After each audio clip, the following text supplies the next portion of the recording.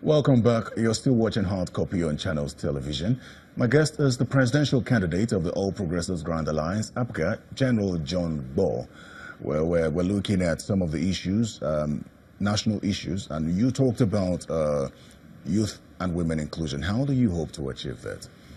Yes, it's very painful that a country like Nigeria, with all the resources, our youth are the most miserable set of human beings on earth.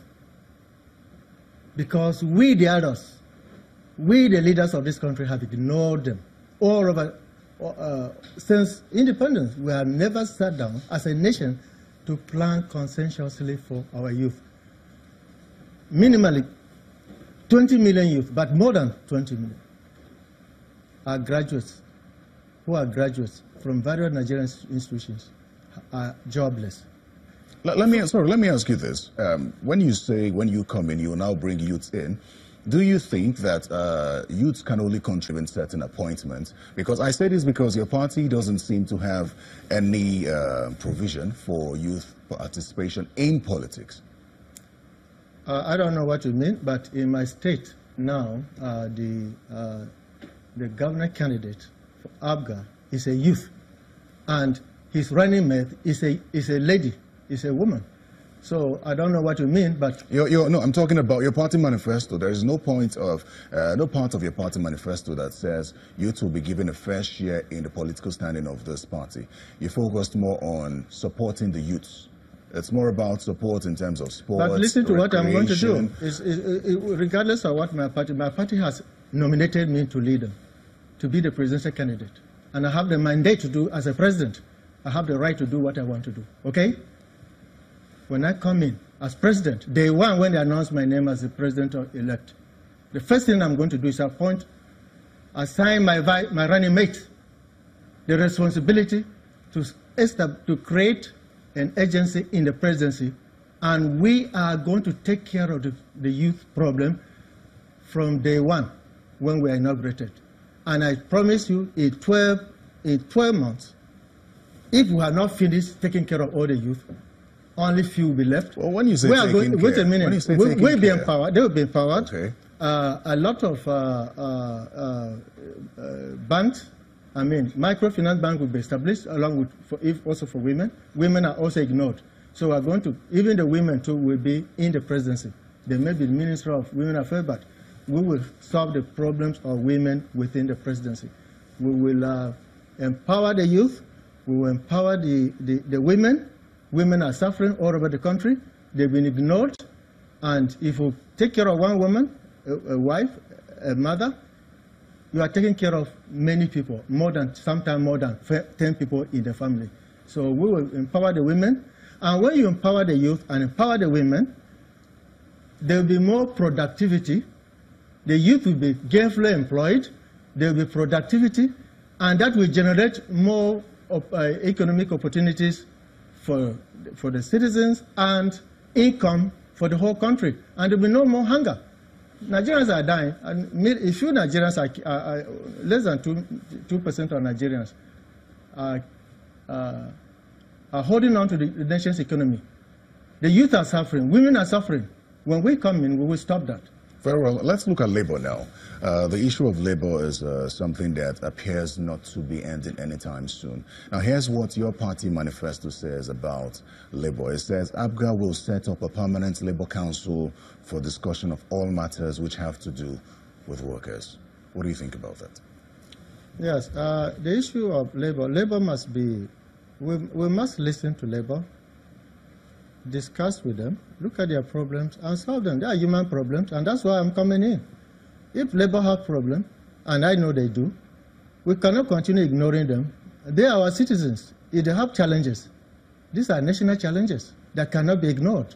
So when I come in with my running mate, Chief Chikoke, we will look into labor problem, and I promise labor that they will have a president who will be concerned about the well-being of all Nigerians, wherever they are and whatever they are doing. So they should count on me and count on us. Okay, let's focus on education now. You have a history. You were the Army Commandant of the Nigerian Army. Education Corps. Sure. Your party says enough money will be provided for an upgraded national education, which should be free at all levels. Free education at all levels, is that something that you'll be looking to achieve? We will do, well, I'm not sure whether we will give free education immediately, because right now our foreign debts are 23 billion US dollars, and our internal debts are 22 trillion naira. So for me to offer free education, I think I will not be fair until I know precisely that I can do it. If I can do it, I am here for the youth, I'm here for education, I'm an educationist, and I know the value of education. Without education, Nigeria cannot move forward.